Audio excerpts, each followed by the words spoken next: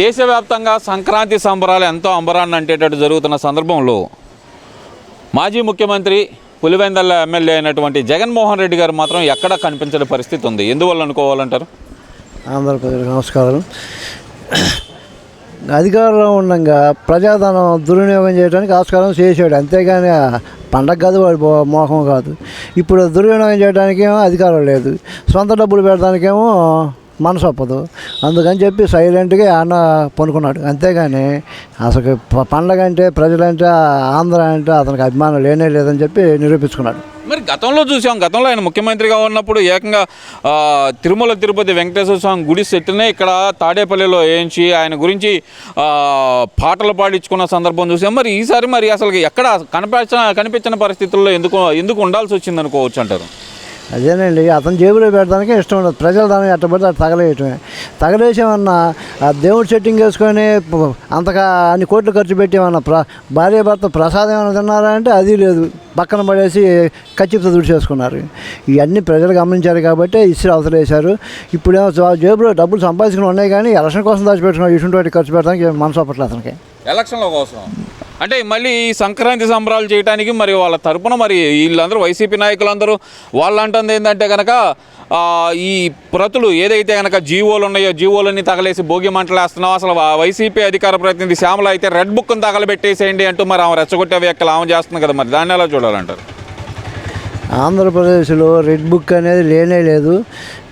ఎవరైతే నేరస్తులు శిక్షించడానికి భారతీయ శిక్షా స్మృతిని అనుసరిస్తుంది ప్రభుత్వం, కూటమి ప్రభుత్వం. రెడ్ బుక్ అనేది అప్పుడు ఏదో మామూలుగా పద్ధతికి వాడారు ఒక మాట ప్రకారం, అంతేగాని ఈ రెడ్ బుక్ అనేది ఇప్పుడు లేనే లేదు. రెడ్ బుక్ ఉందంటే వాళ్ళలో ఒక టెన్షన్ పోలే, వాళ్ళలో ఏమైనా పుట్టిందా కొత్తగా రెడ్ బుక్? ఆంధ్రప్రదేశ్ ప్రజల్లో కానీ ఆంధ్రప్రదేశ్ కూటమి ప్రభుత్వంలో కానీ రెడ్ బుక్ ఆలోచన లేదు. ప్రశాంతంగా ఉన్నారు, ఎవరికి వాళ్ళు అన్ని రకాల పథకాలను చూస్తే ప్రజలు ప్రశాంతంగా ఉన్నారు, ప్రభుత్వం ప్రశాంతంగా ఉంది.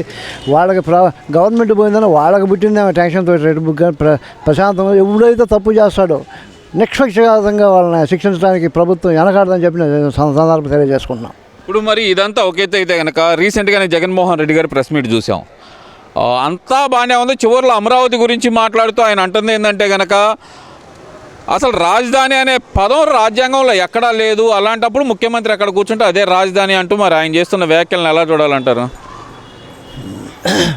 ముఖ్యమంత్రి అక్కడ కూర్చుంటే అక్కడ రాజధాని అనుకున్నప్పుడు 3 రాజధానులు ఎందుకు ఎత్తాడు?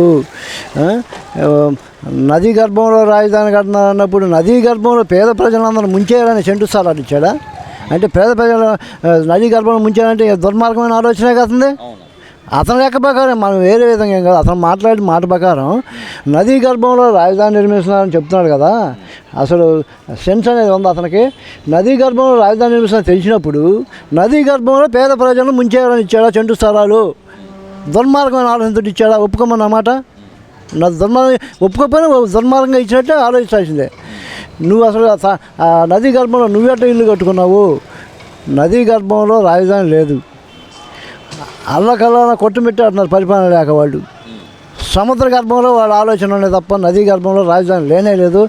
రాజధాని మంచి సురక్షితమైన ప్రాంతం, సాగునీటికి అన్ని రకాల సెంటర్ పాయింట్, అన్ని రకాల అభివృద్ధికి అనుకూలమైన ప్రాంతంలో నిర్మించడం జరుగుతుంది. ఎన్నో కమిటీలు వేసిన తర్వాత ఈ మాటలు నమ్మేవాళ్ళు లేరు. రాజధాని గురించి కానీ రాష్ట్ర అభివృద్ధి గురించి కానీ ఇన్ని రకాల మాట్లాడుతున్నటువంటి వైసీపీ ప్రభుత్వానికి సపోర్ట్ చేస్తే ఏ ఒక్క నాయకుడు కానీ ఏ ఒక్క ఓటర్ కానీ ఉండకూడదని చెప్పి ఈ సందర్భంగా తెలియజేసుకుంటూ ఎవరైనా ఆయన అంటుంది ఏంటంటే కనుక రివర్ బేసిన్లో అంటే నదీ పరివాహక ప్రాంతంలోనే ఉంది, దానివల్ల ఫ్యూచర్లో ఇబ్బంది ఆ మాట అంటున్నాడు. నదీ పరివాహక ప్రాంతంలో ఉంది అంటున్నాడు, మళ్ళీ అక్కడ నీళ్లు లేవు కరెంటు లేవు అంటున్నారు. ఆయన మాటలను అసలు ఎలా చూడాలంటారు? అసలు ఆ మాటలు నమ్మేవాళ్ళు ఎవరు లేరు. నదీ రివర్స్ బేసిన్లో ఉంటే నువ్వు రాజధానికి నడి సెంటర్లో నువ్వు పేద ప్రజలకి సెంటు స్థలాలు అడావుడిగా ఎందుకు ఇచ్చావు? పేద ప్రజలను హత్య చేయాలని ఇచ్చేట్టుగా హత్యానేరం కింద ఒక కేసు బుక్ చేయాలని చెప్పి ఈసారి ప్రభుత్వాన్ని నేను కోరుకుంటున్నాను. మరి అక్కడ నీళ్లు లేవు కరెంట్ లేవు అని కూడా ఆయనే అంటున్నాడు కదా. అదే నీళ్లు లేవు కరెంటు లేదు నదీ గర్భం అని చెబుతున్నాడు. నీళ్లు లేవు కరెంటు లేవు నదీ గర్భంలో నువ్వు పేద ప్రజలను మర్డర్ చేయాలని చూసావా? ఇవన్నీ ఓకే అండి, అది ఓకే, ఆ పాయింట్ ఓకే అండి. మరి గత 5 సంవత్సరాలు రైతుల గురించి అమరావతి రైతుల గురించి పట్టించుకొని వైఎస్ఆర్సీపీ పార్టీ నాయకులు సడన్గా అమరావతి మీద ప్రేమ ఎందుకు పుట్టింది అనుకోవచ్చు అంటారు? అమరావతి మీద ప్రేమ అనేది పుట్టినోడైతే రాజధాని రైతుల్ని, ముసలోళ్ళని, పిల్లల్ని, ఆడవాళ్ళని పొరుల చేత ఎందుకు బూట్లు కలుతుందని ఎక్కడెక్కడో ఇడిపించి వచ్చారు, చేసి అరెస్టులు చేయించాడు. ఇవన్నీ ఎందుకు చేయించాడు? రాజధాని రైతుల ప్రాణం ఇది. రాజధాని రైతుల ప్రాణం అయితే రాజధాని రైతులు కూడా మీరు చూపించిన ప్రాణం అయితే చూపిస్తారు. ఓటు కోసం వచ్చినప్పుడు ఎగిరెగిరి తంతారు ఒక్కొక్కరిని. అది ప్రాణమేగా, మీ లెక్క ప్రకారం అది అభిమానం ప్రాణం అయినప్పుడు వాళ్ళు కూడా అలాంటి అభిమానం చూపించడానికి రెడీగా ఉండాలని చెప్పి రాజధాని రైతులే కాకుండా ఆంధ్రప్రదేశ్ ప్రజల మొత్తం కూడా ఆ విధంగా అభిమానం మేమేం చూపించడానికి, ఎగిరెగిరి తన్ని చూపించడానికి చాలా ముందు ఉండాలి. ఇప్పుడే సిద్ధంగా ఉన్నారు. ప్రజల్లో పూర్తి వ్యతిరేకత వచ్చింది. సంక్రాంతి సంబరాలు లేకుండా పోయినాయి ఆంధ్రప్రదేశ్లో చంద్రబాబు నాయుడు పాలనలో అంటుంటే వాళ్ళు. ఆంధ్రప్రదేశ్లో సంక్రాంతి పండగ కానీ ఏదైనా కానీ ఆనందంగా ఉండాలి ప్రజలు. పండగ లేకపోయినా కూడా పండగ వాతావరణంతో బతుకుతున్నారు ఆంధ్ర ప్రజలు. వీళ్ళు వచ్చి ఈ దుర్మార్గమైన ప్రచారాలు చేస్తూ దుర్మార్గమైన ప్రభుత్వంతో ఏదో చేయాలనుకుంటున్నారు. అందుకని చెప్పి ఈ దుర్మార్గుల్ని ఓటని వచ్చినా పార్టీ పేరెత్తి మాట్లాడినా ఒక్కొక్కరిని ప్రతి ఒక్క ఓటరు, పోలీస్ డిపార్ట్మెంటే కదా, ప్రతి ఒక్క ఓటర్ కూడా మక్కెదరగ తీసి అవసరం అంతానే ఉంది.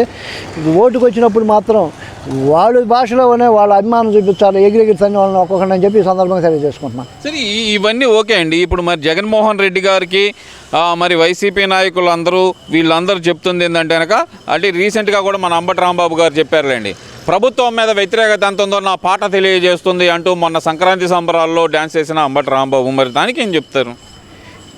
ఈ దొమ్మరగొంతలు వేసుకున్న రాంబాబు గురించి ఎవరు వాళ్ళ మాటలు ఎవరైనా వాళ్ళు లేరు. ఇప్పుడు రాజధాని గురించి అన్ని మాటలు మాట్లాడేటప్పుడు రాజధానికి నేను ఓకే అని చెప్పిన జగన్మోహన్ రెడ్డి కానీ వైసీపీ నాయకులు కానీ మరి రోజా కానీ వీళ్ళందరూ కూడా అమ్ములు పుల్లైసులు ఏమైనా జిగుతూ ఉన్నారు. అప్పుడు చెప్పొచ్చుగా మాకు ఇష్టం లేదని. అప్పుడేమో బ్రహ్మాండంగా ఉందన్నారు. ఇప్పుడేమో అప్పుడు పుల్లైసులు ఏమన్నా అంత రుచిగా ఉన్నాయి అప్పుడు అమ్ములోడే. అందుకని చెప్పి ఈ మాటలు నమ్మేవాళ్ళు ఎవరు లేరు.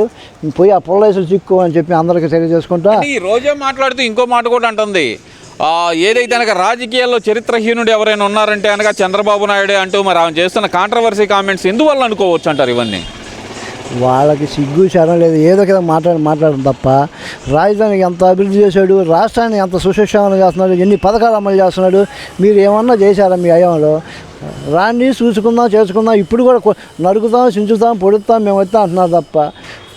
చంద్రబాబు గారు 10 లక్షల కోట్లతో అభివృద్ధి చేస్తే మేమైతే 1000 లక్షల కోట్లతో అభివృద్ధి చేస్తామని ఎప్పుడన్నా చెప్పారంటే ఎదవ మాటలు ఎందుకు? మీకు మిమ్మల్ని ఆదరించి ఆలోచన కూడా ప్రజల్లో లేకుండా చేసుకుంటున్నారు. మీరు మీ మీద అభిమానం ఉండదు, అభిమానం చచ్చిపోతుంది. మీ మాటలు మీరు నెలకుండా కూర్చుంటే పద్ధతిగా ఉంటుంది. లేకపోతే మాత్రం ఒక్కొక్కరికి ఒళ్ళు సిమిడిపోద్దని చెప్పి సందర్భంగా చేసుకుంటున్నాం. మీరేమో ఆ మాట అంటున్నారు, వాళ్ళేమో అసలుకి కూటమి ప్రభుత్వంలోనే రెడ్ బుక్ రాజ్యాంగం నడుస్తుంది, మా మీద కేసులు పెడుతున్నారు, అన్యాయంగా అరెస్ట్ చేస్తున్నారు అంటున్నారు. ఇక నిన్న చూస్తే జోగి బ్రదర్స్ని కూడా రిమాండ్ పొడిగించిన పరిస్థితి చూడొచ్చు.